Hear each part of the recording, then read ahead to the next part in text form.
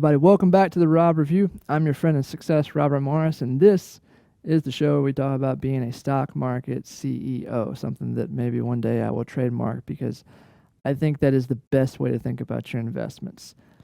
You want to be on top of them like they're your business, because really they are. They're your future. And in today's world, if you are anywhere younger than 50, you have to be worried about what Social Security is going to be able to do for you when you get to the age where you need it. And if you're not, then you're living under a rock, and let me help you come out to the light without being worried about the sky falling all around you. You can get to a place, no matter what age you are, as long as you're not, really no matter what age you are, but 65 and older, there's risky things that you have to do that I'm really not a professional money manager, so I don't know. But I know that this talk is targeted towards becoming a CEO of your investments, grabbing hold of that rein and saying, how can I grow my money so that I can get to a place of financial freedom eventually? So we're building the building blocks, starting that fire, right? When I really started to think about this talk and how to structure it, and we're talking about the mindset behind being a successful trader.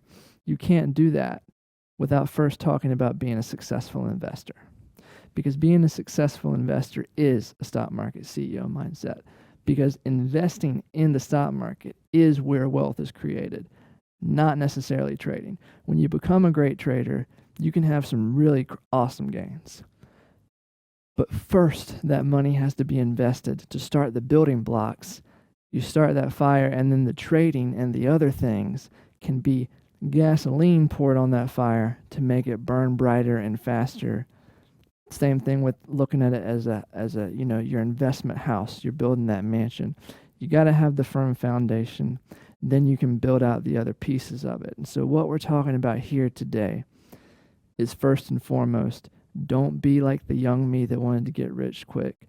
Invest the money that you have right now first, if it is all you have and you haven't started investing yet. And so I'm going to go over here and we'll get talking.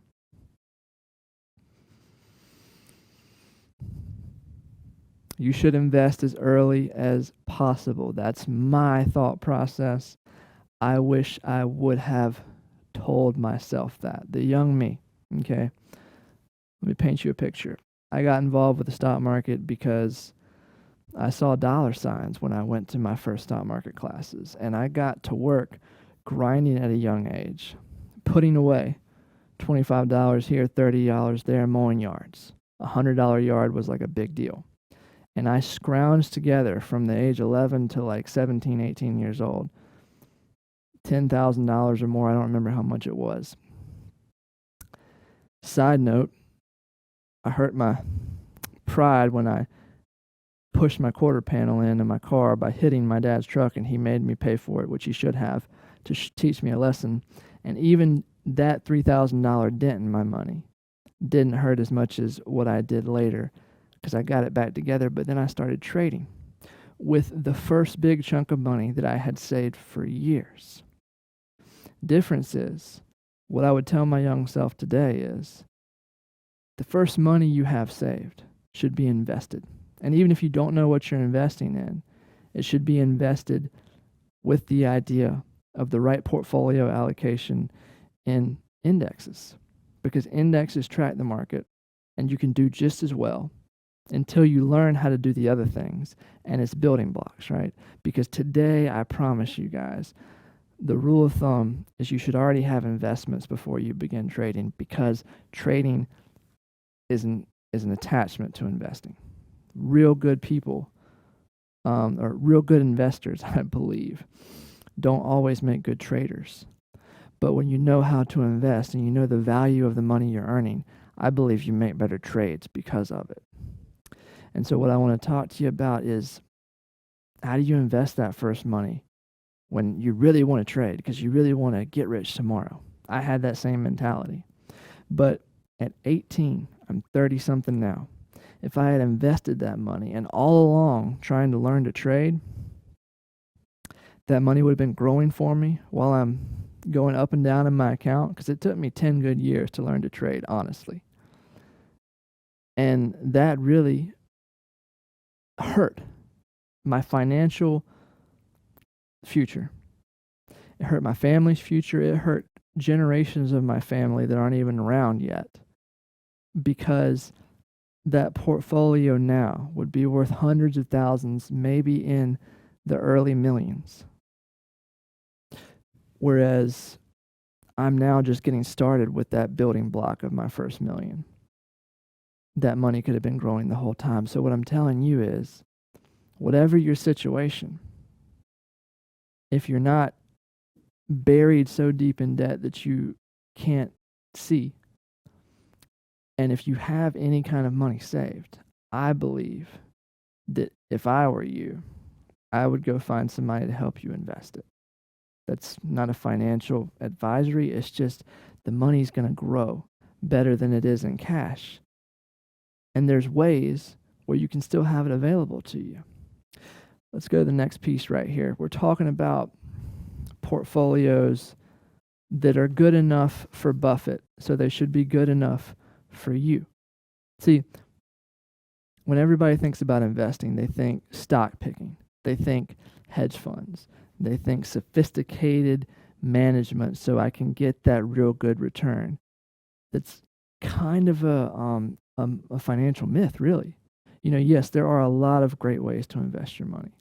But going back to wealth building mentality, you go to somebody that invests in a hedge fund, I bet that that's not all of their money, because it's a risky proposition. And people that invest in hedge funds, generally speaking, the current law, they're sophisticated investors. They have, based upon government ideas of what have is, money to lose. So if you have nothing to lose, you shouldn't be trying to invest like that. You got to build up to that point. And I'll show you in later episodes how sometimes you can outperform the market hedge funds just by doing certain things. Buffett, greatest investor alive, will a lot of people say. That could be argued, but I certainly have learned a lot from him. He has an idea, and he said this in a Berkshire Hathaway meeting a couple years ago. The trust he's leaving his wife is invested in a 2-index fund portfolio. Yes, you heard me right. Buffett says that 2-index funds are the best things to own for somebody that has no idea how to invest, which is his wife, I'm guessing. Doesn't know how to do what he does. When he's no longer here, her trust will be managed by a 90-10, maybe 80-20. 90% stocks, 10% bonds situation. Okay? That's, excuse me. This is the breakdown here. So, let's see. I got a couple of different funds here. This is one that I believe is what we're talking about. So, average American, based upon my research, has about $10,000 that they are able to start investing, trading with when they really put their mind to it. That's they start investing with a few thousand here, a few thousand there. Let's say you had $10,000, okay? The Buffett idea, if it's good enough for Buffett, it's good enough for you. While you're learning how to invest, let's say you just bought the 90-10 plan, okay? You went and you found U.S. stocks index, which is basically the S&P 500, and some treasury bonds.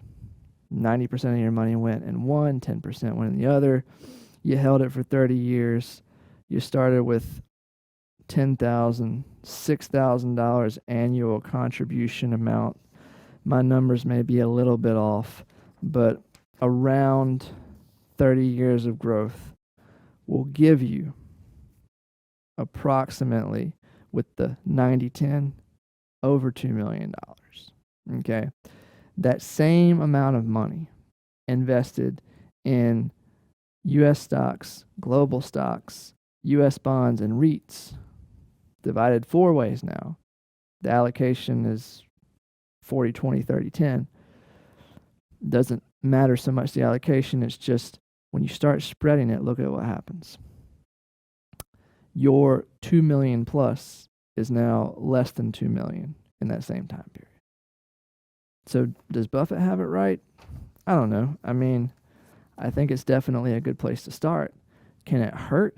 No, because in 30 years, that money, just adding $6,000 a year, which if it's in an IRA, I believe that the current taxable amount that you can put into an IRA is like $6,000 something a year. Don't quote me on that, but that's why I put it in there. And I also thought about the average American income. If you took the money that you spend on like going out to eat and you cut back, you could save about $6,000 a year that you could put towards something like this. So the money's there. It's just about the idea of getting started so that then you can build more money up to do other things with, to grow it.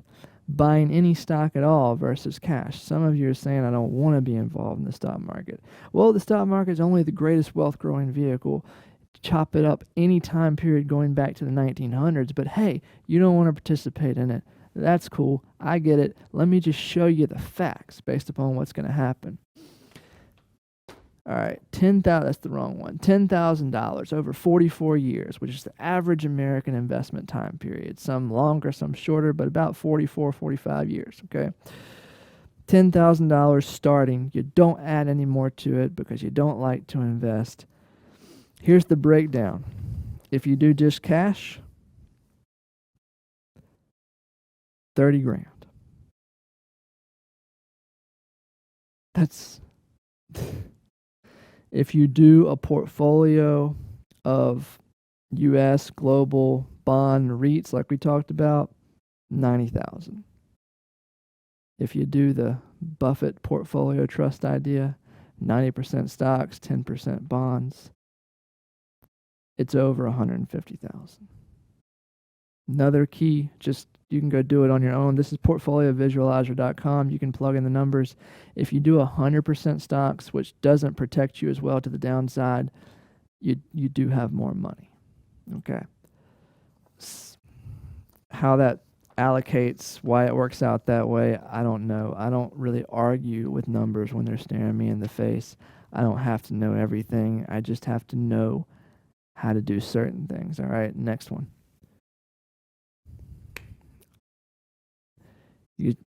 Everybody these days, it seems like, has financial issues with debt. The idea here is to get financially free, and I understand that, saving for retirement is not as sexy. I shouldn't say saving. Investing for retirement is not as sexy as making sure that you don't get creditors hounding you. I get that. So depending on the amount of uncontrolled debt, which uncontrolled debt in my book, guys, is debt that doesn't have a set payoff date, I think you should invest some kind of regular percentage of your money. Don't care what it is. But if you have nothing to start with right now, maybe the larger side of the percentage versus the smaller is better. You get it going, then here's what you can do. You can do what I do and set up funds. Instead of just having cash sitting in the bank, because we already established that's not a CEO move, we'll put it that way.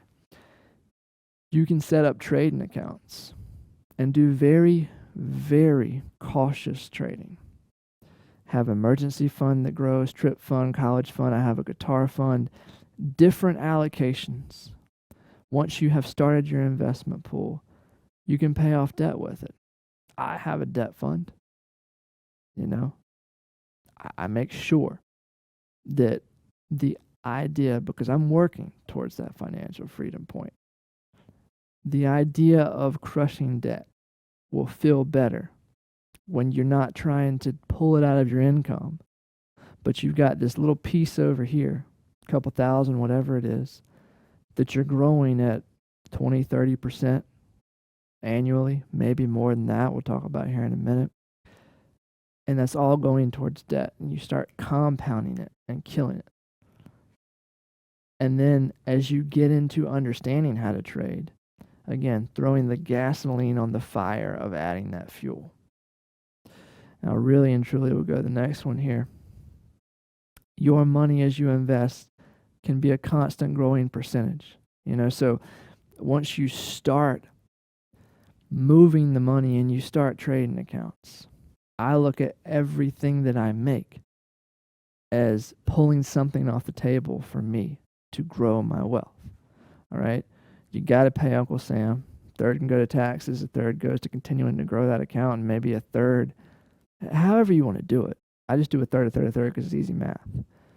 That goes to the investments. That goes to that $6,000 we're talking about adding to that fund. And here's another portfolio. We'll end with this here. You got other monies that can go in more aggressive accounts. If you don't have an IRA, I believe you're missing out on major compounding here. And then we're going to talk about in the next couple of pieces of this series, we're going to do this, break it down in episodes, the foundations of profitable trading. But let's talk about portfolio allocation, investing smart. Let's say you build your money up to $100,000. If you're young, you got time to do that. You start, you put your money in an account, you're going to leave it there for 30 years. And then, let's just say, you learn how to trade really well. You learn how to invest in other things, and you grow your income to where you've got $100,000 coming in that you don't need every year, and you're throwing that on the fire. You're really fueling that thing, man.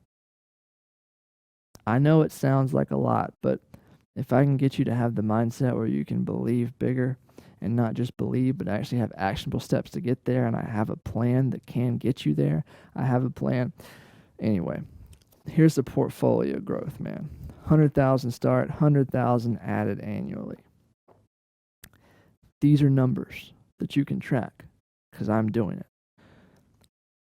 Portfolio 1. This is U.S. stock, bond, and U.S. global, 40, 20, 30, and REITs. Okay? Just portfolio 1 in and of itself, 100,000 starting balance, the final balance adding $100,000 in a year. 30 years, you'll have over $15 million. Portfolio 2, which is going right back to that 90-10 allocation. I'm sorry, portfolio 1 is that right allocation. Portfolio 2, so portfolio 1, I looked at my thing wrong. Portfolio 1 is a 90-10 allocation, $15 million. Portfolio 2, $11.7 million, a little less risk. Either way, how many of you could see yourself retiring in 30 years with, $10+ million? You could live a really good lifestyle for the next 30, couldn't you? Compounding works. And in the next piece, we're going to talk about the foundation of what I believe is profitable trading.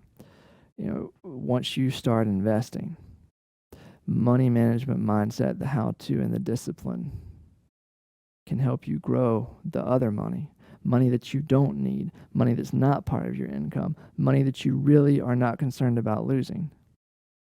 You can grow it, and it'll give you that money to add. And so with that, we're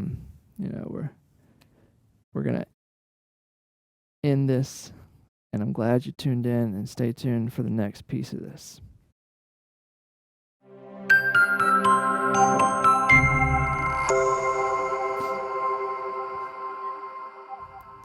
The views and opinions expressed in this program or any other Rob Review program are not to be considered financial advice, and all these strategies have their own inherent risk. If you act on information given in this show, you are doing so at your own financial risk. Map.Productions does not take part in your positive or negative financial results. That is why I recommend you consult your financial advisor before acting on any of these tips. What worked for Robbie may not work for you exactly as shown in the show.